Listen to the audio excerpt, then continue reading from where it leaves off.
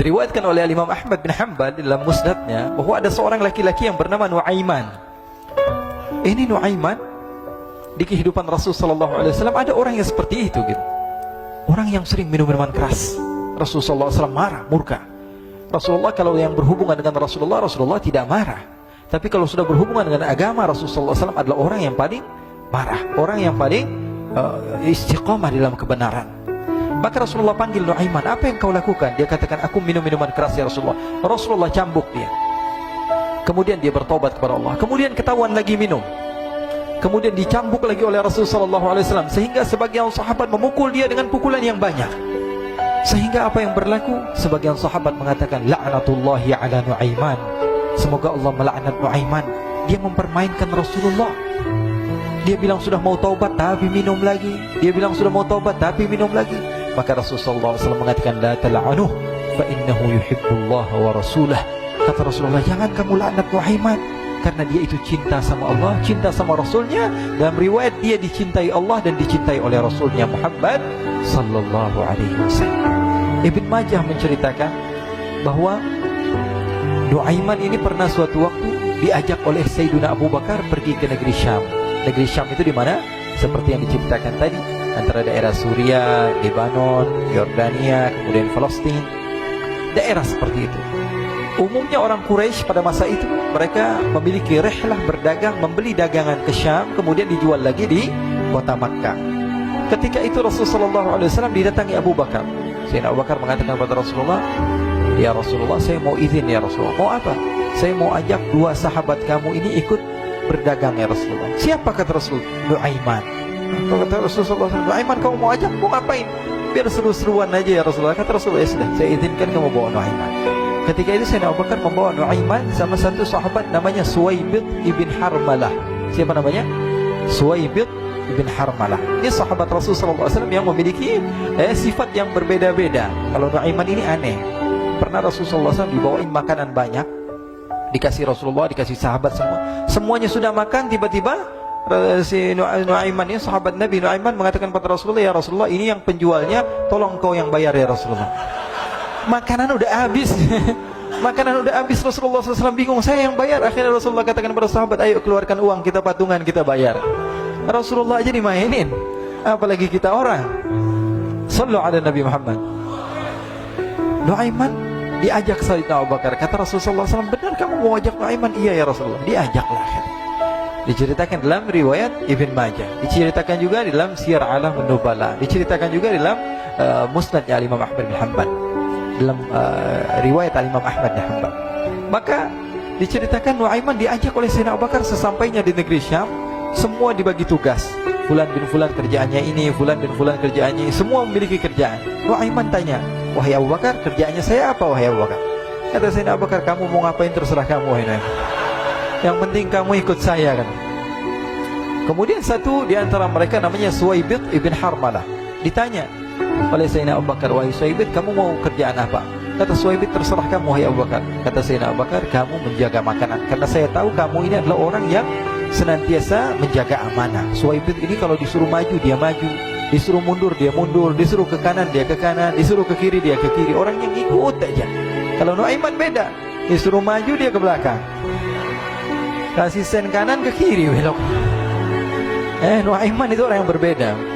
Maka Suwaibid mendapatkan tugas, semua mendapatkan tugas kecuali Nuaiman. Sehingga ikhwani, apa yang berlaku, apa yang terjadi? Sayyidina Abu Bakar pergi sibuk dengan kesibukannya, sehingga datanglah waktu siang. Nuaiman sudah lapar. Nuaiman cari makanan. Dia nggak punya uang, diajak Sayyidina Abu Bakar tapi tidak diberikan uang. Sehingga dia cari-cari makanan. Dia tahu Suwaibid yang jaga makanan, dikatakan, wahai Suwaibid, saya mau makan, berikan kepada saya satu roti saja. Yang terpenting apa? Saya makan sekarang, saya sudah lapar. Kata Suwaibid, ya Allah Nuaiman, kita tunggu Abu Bakar saja sehingga dia datang, karena ini amanat. Amanat dari Abu Bakar, saya tidak boleh berikan kepada siapapun kecuali atas izin Abu Bakar. Kata Nuaiman, kasih saya makanan, kalau tidak saya bikin masalah sama kamu. Merah wajahnya Suwaibid, karena dia tahu, jangankan saya Rasulullah jadi mainin. Bingung, apa Apa yang harus saya lakukan? Akhirnya Nuaiman bilang, gampangannya aja, kata Nuaiman, kamu kasih saya makanan, atau kalau tidak saya bikin masalah sama kamu. Bingung Suhaib pikir panjang. Setelah itu dia katakan, ya sudah Nuaiman, saya tetap mau jaga amanah Abu Bakar, karena saya takut ini adalah perintahnya Allah, perintahnya Rasulullah SAW, dan perintah daripada Abu Bakar, sahabatnya Nabi. Kata Nuaiman, kalau memang begitu kamu maunya, ya sudah, berarti kamu ngajakin berantem sama saya. Nuaiman pergi ke pasar. Dia cari-cari tempat penjualan hamba sahaya. Dia lihat-lihat beberapa hamba sahaya. Ini berapa harganya? Ini katanya 10 qalanis. Ini berapa? Ini harganya, hitungan orang zaman dahulu, kita sih hitung seperti dirham, berapa ratus dirham gitu, 200 dirham. Yang ini berapa? 300 dirham. Yang ini berapa harga hamba sahaya? 300 dirham. Harganya antara 300, 200 sampai 100. Kemudian Nuaiman mengatakan kepada penjual hamba sahaya tersebut, saya punya juga hamba sahaya, tapi saya jual cuma 20 dirham saja, murah. Katanya, apa benar ada hamba saya harganya segitu? Iya, karena dia punya aib, ada kekurangan. Apa? Nanti kalau kalian tangkap, dia bakalan teriak, saya ini bukan hamba sahaya tapi orang merdeka. Akhirnya semua orang berkumpul mau beli. Ini Nuaiman sama Nuaiman diajak ke Suhaib bin Harmalah tadi. Kata Nuaiman, itu ada orang yang berdiri sedang menjaga makanan, itu hamba sahaya saya, tangkap saja. Oh, baik. Diberikan uang 20 dirham, dimasukkan oleh Nuaiman ke kantongnya, kemudian Suhaib ditangkap. Ketika ditangkap, Suhaib teriak, saya bukan hamba saya orang merdeka. Maka orang-orang tersebut mengatakan, saya sudah tahu kekurangan kamu.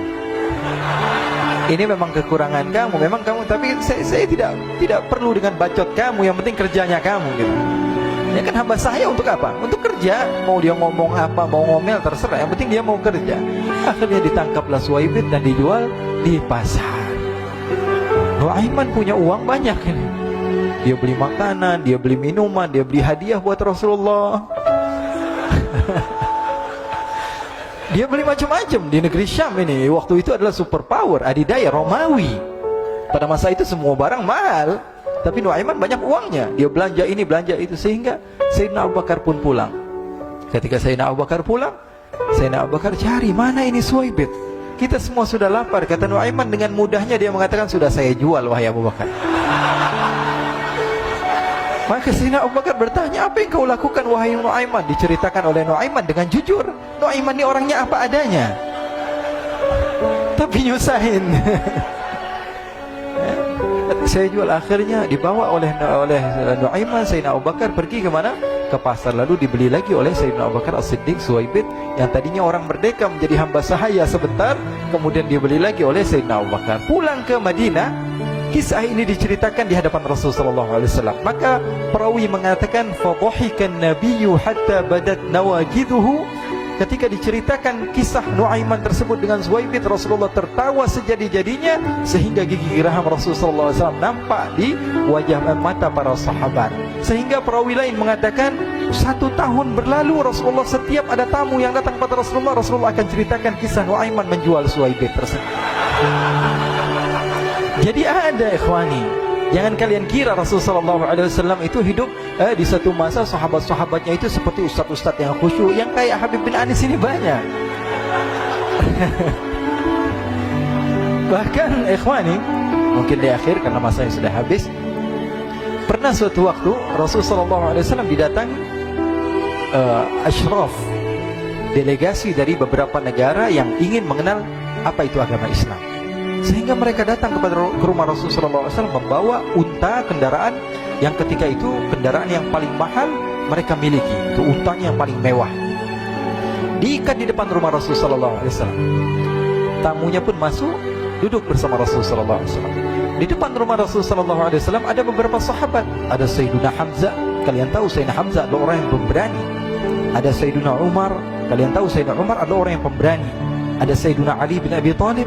Ada Sayyiduna Sa'ad bin Abi Waqqas. 4 sahabat ini lagi nongkrong gitu depan rumahnya Rasulullah SAW, berjaga sebelum Allah Subhanahu wa ta'ala turunkan ayat wallahu ya'simuka minan nas. Ketika mereka sedang asyik duduk, tiba-tiba Nuaiman datang. Ini Nuaiman kalau datang pasti bikin sesuatu yang aneh. Bahkan dikatakan tidaklah Rasulullah SAW dalam keadaan bersedih, kecuali Nuaiman datang Rasulullah akan tersenyum. Jadi sebagian sahabat itu senang kalau sudah Nuaiman datang, pasti Rasulullah bahagia. Tapi ketika itu Nuaiman datang, ingin duduk bareng-bareng Sayyidina Hamzah. Sayyidina Hamzah katakan kepada Nuaiman, bercanda begitu.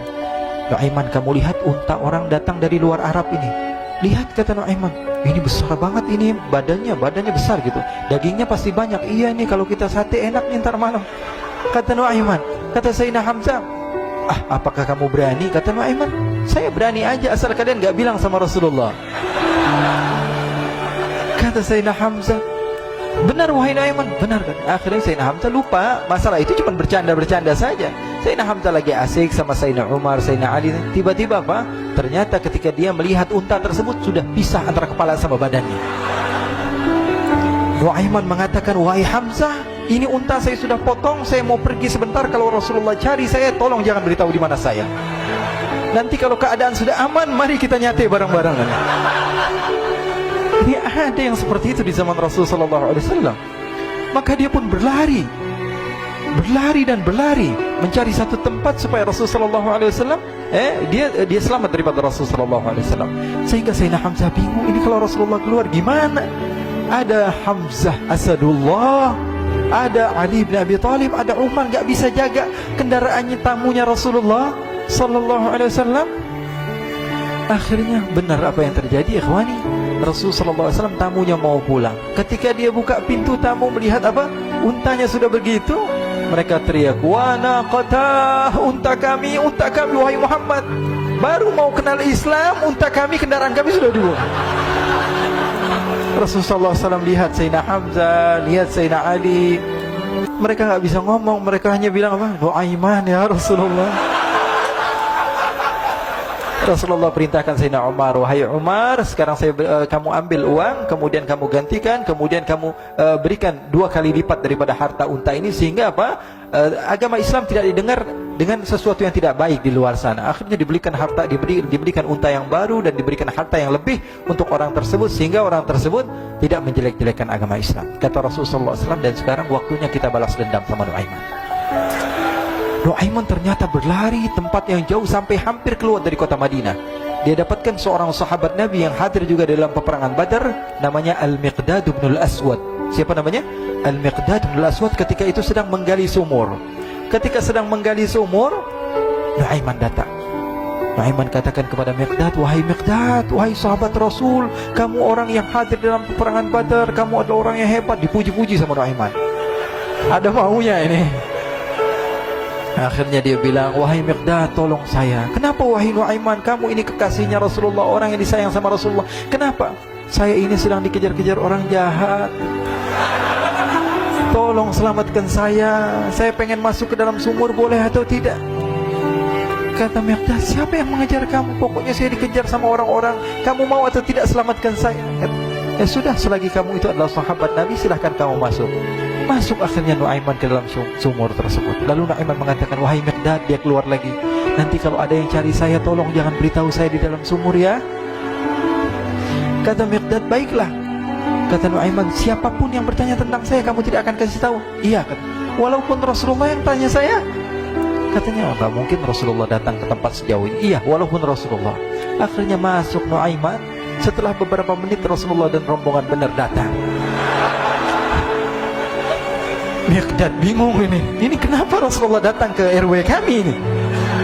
Ada apa ini Rasulullah sampai sejauh ini? Ditanya, ya Rasulullah, ada apa ya Rasulullah? Kata Rasulullah, saya cari Nuaiman. Di mana Nuaiman? Innalillah, kata Miqdad. Nggak dijawab ini Rasulullah. Kalau dijawab saya ingkar janji. Akhirnya apa dia katakan? Wahai Rasulullah, mata saya tidak memandang kepada Nuaiman, tapi tangannya nunjuk ke dalam sumur. Sahabat. Apa dia bilang? Mata saya tidak melihat kepada Nuaiman, tapi tangannya nunjuk ke sumur. Akhirnya dibuka sama Rasulullah, Nuaiman muncul. Kata Rasulullah, Nuaiman, kamu bikin malu saya, wahai Nuaiman. Ya Rasulullah, yang bersalah bukan saya, tapi orang yang mencari saya bersama kamu ya Rasulullah.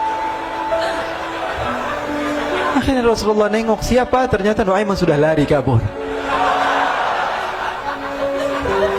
Sallu ala Nabi Muhammad. Kisah-kisah seperti ini sebenarnya banyak sekali ya. Ini menunjukkan kepada kita bahwa kehidupan Rasulullah itu begitu indah. Rasulullah SAW, kalau kamu mau menjadi orang yang baik, contoh Rasulullah. Mau menjadi bapak yang baik, contoh Rasulullah. Mau menjadi pemimpin peperangan yang baik, Rasulullah. Mau menjadi murid yang terbaik, contoh Rasulullah. Bagaimana akhlak Rasulullah. Mau menjadi suami yang baik, contoh Rasulullah. Dalam segala hal, apapun itu, Rasulullah SAW adalah makhluk yang paling terbaik.